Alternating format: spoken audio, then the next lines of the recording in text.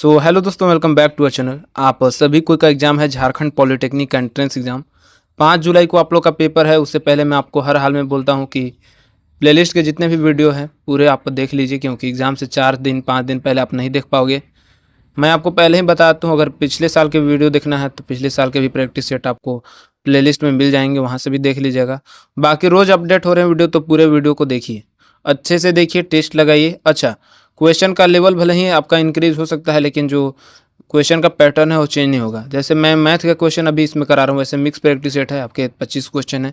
Physics, chemistry और math तीन ही subject से क्वेश्चन आएंगे, तो तीनों सब्जेक्ट को लेकर मैंने इस प्रैक्टिस सेट में क्वेश्चन ऐड किया है।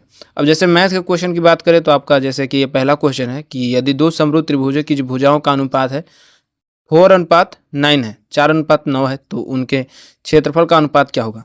अब ये क्वेश्चन सेम टू सेम ऐसे ही आ सकता है, लेकिन आपका जो मान है जैसे 4 के जगह पर आपका 5 दे दे, 9 के जगह पर 10 दे दे, ये हो सकता है, लेकिन क्वेश्चन का पैटर्न सेम टू सेम वही रहेगा। राइट आंसर आपको टिक लगाना है, और आपको मैं बताता हूँ कि OMR में आपको गोला भरने के लिए आता है, वहाँ पर आपको पेन लेकर जाना है, ब्लैक पेन से आपको गोले को टिक लगाना है। अच्छा देखिए, दो समरूप त्रिभुज का जो भुजाओं का अनुपात होता है उसके क्षेत्रफल का स्क्वायर होता है, यानी कि 4 का स्क्वायर और 9 का स्क्वायर, 4 चौका 16 और 9 का 9 9 81। फर्स्ट ऑप्शन इसका राइट आंसर हो जाएगा। सिर्फ यही चीज़ याद रखने वाला चीज़ है, और यही चीज़ आपको बताना था बस। नेक्स्ट क्वेश्चन दिखेंगे, इसी टाइप से आपका प्रैक्टिस सेट चलते रहेगा, और आपको देखना है कि कितना आप सही कर पा रहे हैं। नेक्स्ट क्वेश्चन है क्वेश्चन नंबर सेकेंड। यदि किसी आंकड़ों के माध्य और बहुलक यानी कि मीन और मोड दिया है 10.5 और 12, इसका माध्यक यानी कि मीडियन निकालना है। 10th में आपने मोड का फॉर्मूला पढ़ा ही है, आपको यहाँ मीडियन निकालना है। मोड इक्वल टू होता है 3 मीडियन माइनस 2 मोड। मोड का मान यहाँ पर दिया है 12, 12 इक्वल टू लिखेंगे 3 मीडियन माइनस 2 गुना 10.5, जो कि यहाँ पर मीन का मान है। अच्छा, यहाँ पर हो जाएगा 12 इक्वल टू 3m माइनस 2 गुना 10.5 यानी कि 21। अब यहाँ पर मीडियन का मान यहाँ से 3m का मान निकालेंगे। 3m इक्वल टू हो जाएगा 21 प्लस 12, 3m इक्वल टू हो जाएगा 33, m इक्वल टू मान यहाँ आ जाएगा 11। फर्स्ट ऑप्शन 11 इसका राइट आंसर है। और एक क्वेश्चन आपके मीन मोड निकालने के लिए लगभग हर साल पूछा जाता है, 10th का सिलेबस ही है, तो ये आपका क्वेश्चन इंपॉर्टेंट है। नेक्स्ट क्वेश्चन देखेंगे, क्वेश्चन नंबर थर्ड। जब ध्वनि एक माध्यम से दूसरे माध्यम में प्रवेश करती है तो क्या होता है। What happen when sound travels from one medium to another. चाल में परिवर्तन होता है, या चाल और तरंग दैर्घ्य में परिवर्तन होता है, आवृत्ति में परिवर्तन, या फिर उपरोक्त सभी। किस में चेंजिंग आता है, किस में परिवर्तन आता है, स्पीड में, या फिर वेवलेंथ में, या फिर फ्रीक्वेंसी में। तो ऐसे तरंग दैर्घ्य में भी आता है और चाल में भी आता है। इसका हो जाएगा चाल और तरंग दैर्घ्य में परिवर्तन, change in speed and wavelength. Second option इसका राइट आंसर हो जाएगा। क्वेश्चन नंबर 4 देखिए, ग्रह की गति के नियम का प्रस्ताव किसने दिया। कौन से वैज्ञानिक है जो कि ग्रह की गति के नियम के बारे में बताए हैं। 1 लाइनर क्वेश्चन है, टिक लगाना है। कौन से इसका राइट आंसर हो जाएगा, तो जॉन्स केपलर जो हैं उन्होंने ग्रहों की गति का नियम का प्रस्ताव दिया था। थर्ड ऑप्शन इसका राइट आंसर हो जाएगा। Question number 5। जब बर्फ के टुकड़े पर दाब बढ़ता है तो गलनांक जो है यानी कि मेल्टिंग पॉइंट, ये क्या होता है, घटता है, बढ़ता है, कुछ नहीं बदलता, या पहले बढ़ता है और फिर घटता है। तो जब बर्फ़ के टुकड़े पर दाब बढ़ाया जाता है यानी कि प्रेशर इंक्रीज किया जाता है, तो उसका जो मेल्टिंग पॉइंट है ये घट जाता है, डिक्रीज होता है, तो फर्स्ट ऑप्शन इसका राइट आंसर होगा। Next question, question number 6। यदि एक गोले यानी स्फीयर की जो त्रिज्या को 2 गुना कर दिया जाए तो उसके आयतन यानी कि वॉल्यूम में कितना गुना वृद्धि होती है। अब आपने इसका फॉर्मूला पढ़ा है, क्या होता है 4/3 पाई आर क्यू। अब यहाँ पर देखिए 4/3 आर का मान बताया जा रहा है कि 2 गुना कर दिया जाता है। आर के मान पर हम 2 लिखेंगे और 2 का क्यू करेंगे तो ये हो जाएगा 8, यानी कि 8 गुना बढ़ जाता है। 4 ऑप्शन इसका राइट आंसर हो जाएगा। नेक्स्ट क्वेश्चन, क्वेश्चन नंबर 7 देखिए, प्रथम 5 प्राकृतिक संख्याओं का माध्य यानी कि मीन क्या होगा। अच्छा, माध्य निकालने के लिए फॉर्मूला आपको पता है कि सभी को जोड़ते हैं, उसको जितना संख्या होता है प्रेक्षणों का योग बटा में प्रेक्षणों की संख्या से भाग देते हैं। यहाँ पर प्रथम 5 बोला गया, मतलब कि 1 2 3 4 5 पूरे को ऐड करेंगे और 5 से भाग देंगे, क्योंकि 5 ही संख्या हैं। क्या हो जाएगा 1 + 2 + 3 + 4 + 5 बटा में 5 जोड़ेंगे तो आएगा 15, और 15 बटा में 5 यानी कि 5 × 3 = 15 3। सेकेंड ऑप्शन इसका राइट आंसर हो जाएगा। वैसे आपको इतना निकालने की जरूरत है नहीं, केवल बीच वाली संख्या ही आपका आंसर होता है। जैसे 1 2 3 4 5 में दोनों को 4 और 5 को अलग अलग करेंगे, 1 और 2 को अलग करेंगे, तो बीच वाली जो संख्या है 3 इसका राइट आंसर हो जाएगा। ट्रिक है, आप ऐसे भी निकाल सकते हैं। क्वेश्चन नंबर 8 देखिए, जब सेना पुल को पार करता है तो सैनिकों को कदम से कदम मिलाकर न चलने का निर्देश दिया जाता है, क्यों? क्या कारण है? दाब बढ़ने से पुल टूटने का खतरा बना रहता है, या फिर पैरों से उत्पन्न ध्वनि के कारण पुल टूटने का खतरा रहता है, डॉपलर प्रभाव के कारण, या फिर उपयोग में से कोई नहीं? क्या राइट आंसर होगा? तो देखिए इसका राइट आंसर हो जाएगा सेकेंड ऑप्शन, पैरों से उत्पन्न ध्वनि के अनुनाद के कारण, यानी कि रिजोनेंस के कारण पुल टूटने का खतरा बना रहता है। इसी कारण से सेना जब पुल को पार करती तो सैनिकों को कदम से कदम मिलाकर न चलने का निर्देश दिया जाता है। सेकेंड ऑप्शन इसका राइट आंसर हो जाएगा। नेक्स्ट क्वेश्चन देखिए, क्वेश्चन नंबर 9 एपी से आपका क्वेश्चन है। समांतर श्रेणी 10 7 4 दिया गया है, इसका 30वां पद क्या होगा आपको बताना है। A1 दिया है 10, A2 दिया है 7, यहाँ से D का मान निकालेंगे। D का मान होता है A2 - A1, यानी कि 7 - 10 करेंगे तो यहाँ पर आएगा -3। अच्छा, यहाँ पर देखिए A30 का मान निकालना है, तो हमारा फॉर्मूला होता है A30 = A + 29D। A का मान यहाँ पर 10 है, तो 10 + 29 गुना D का मान -3 करेंगे। 10 + 29 गुना -3 यानी कि 10 - 87। अच्छा, 10 - 87 = होगा यहाँ पर -77। थर्ड ऑप्शन इसका राइट आंसर हो जाएगा। क्वेश्चन नंबर 10 देखिए कि एक स्टील की गेंद पारे पर तैरती है, क्या कारण है कि स्टील की गेंद पारे पर तैरती है? पारा भी एक तरल रूप में धातु है, या फिर पारे का घनत्व स्टील की तुलना में अधिक होता है? जो बेस्ट ऑप्शन है उसको आपको टिक लगाना है।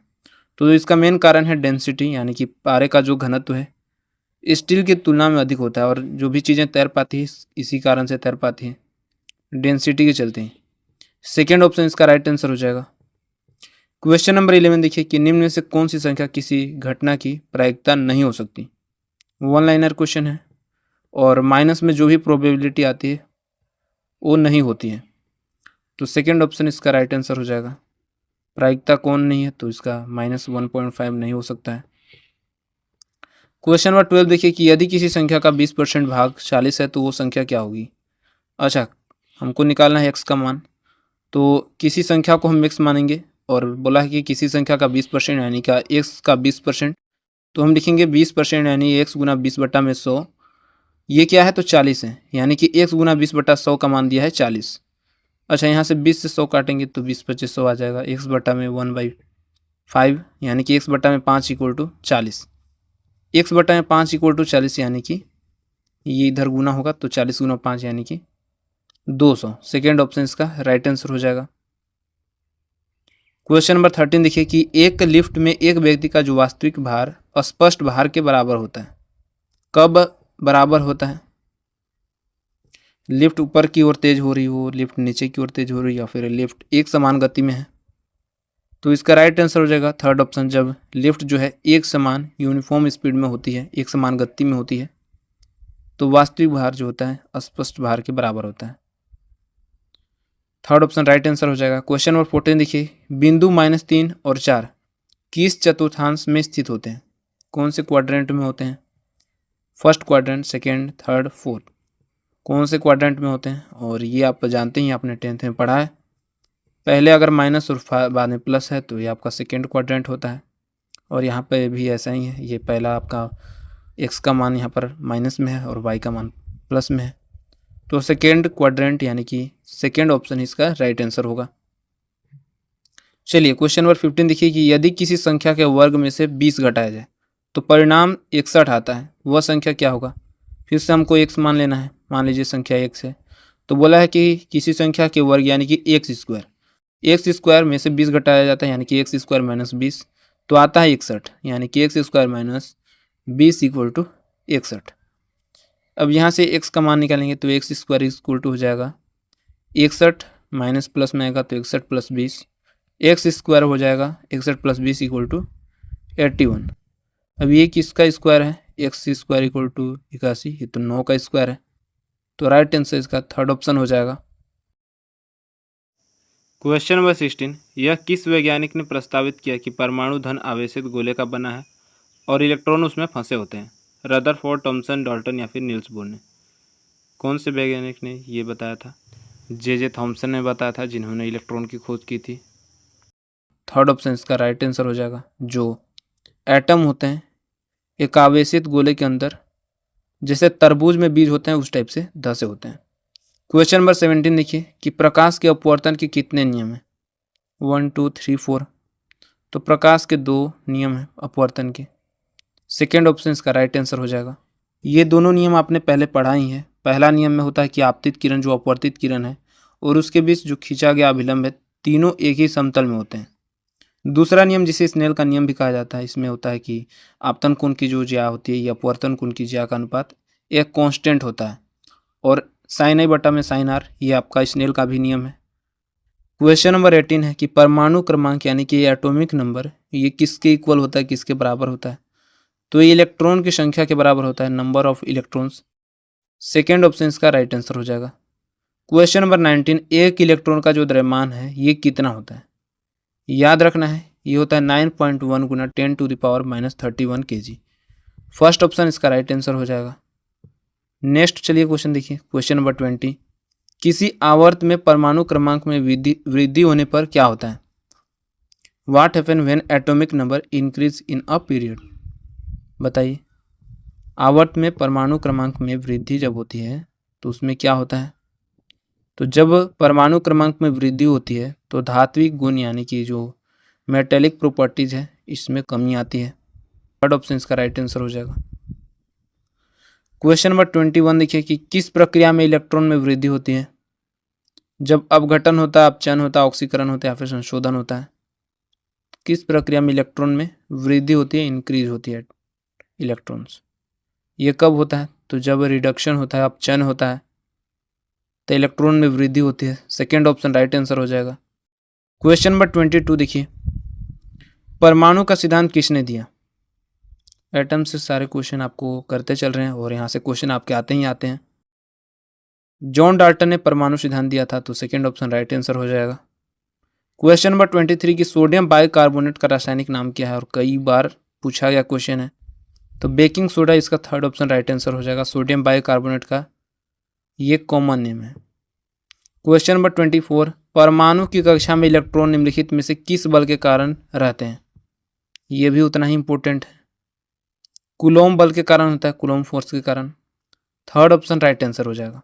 अच्छा, इंपॉर्टेंट तो सब क्वेश्चन है, लेकिन कुछ क्वेश्चन इतने इंपॉर्टेंट है कि आपको उसको 3 स्टार आपको लेकर चलना है। आज के प्रैक्टिस सेट का ये लास्ट क्वेश्चन है, क्वेश्चन नंबर 25, निम्न में से सबसे हल्की धातु कौन सी है? Which of the following is the latest metal? Lead, silver, mercury या फिर लिथियम? तो सबसे हल्की धातु इसमें है लिथियम। 4 ऑप्शन इसका इलाई लिथियम राइट आंसर हो जाएगा। आज की इस प्रैक्टिस सेट में हमने फिर से 25 प्रश्नों का टेस्ट लगाया। मिक्स क्वेश्चन थे, फिजिक्स, केमिस्ट्री और मैथ के। उम्मीद है आपने इसमें 20+ किया होगा, 15+ भी किया होगा, तो कोई दिक्कत होने वाला नहीं है। तैयारी और अच्छी आपको करनी है तो अभी आपके पास समय है। वैसे ज़्यादा समय है नहीं, अभी आपके पास लास्ट समय का मौका चल रहा है।